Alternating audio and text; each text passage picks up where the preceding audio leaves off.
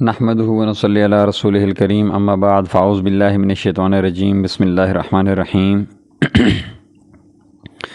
ناظرین کرام، ذکر اذکار کے سلسلے میں 8ویں ذکر کے ساتھ ہم آپ کی خدمت میں حاضر ہیں۔ بدنی عافیت اور کفر و فقر سے حفاظت کا ذکر۔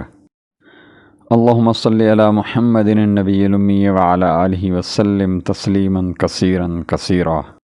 بسم اللہ الرحمن الرحیم۔ بدنی عافیت کی دعا اور کفر و فقر سے حفاظت 3 مرتبہ یہ ذکر کرنا ہے۔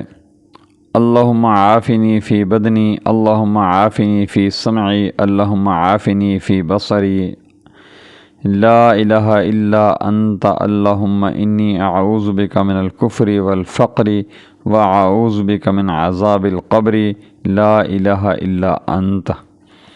ترجمہ: اے اللہ میرے جسم میں عافیت نصیب فرما، اے اللہ میرے کانوں میں عافیت نصیب فرما، اے اللہ میری آنکھ میں عافیت نصیب فرما، تیرے سوا کوئی معبود نہیں۔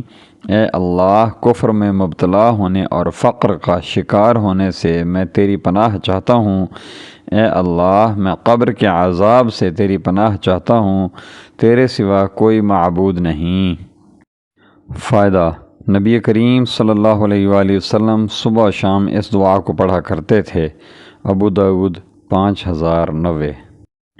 آمین یا رب العالمین، بجاہ سید الانبیاء والمرسلین خاتم النبیین محمد رسول اللہ صلی اللہ علیہ وآلہ وسلم۔ جی ناظرین کرام، اگر آپ نے ابھی تک ہمارے چینل کو سبسکرائب نہیں کیا تو براہ مہربانی ہمارے چینل کو سبسکرائب کریں، ہماری ویڈیوز کو لائک کریں اور اپنے دوستوں سے شیئر کریں۔ جزاکم اللہ خیر و احسن الجزاء۔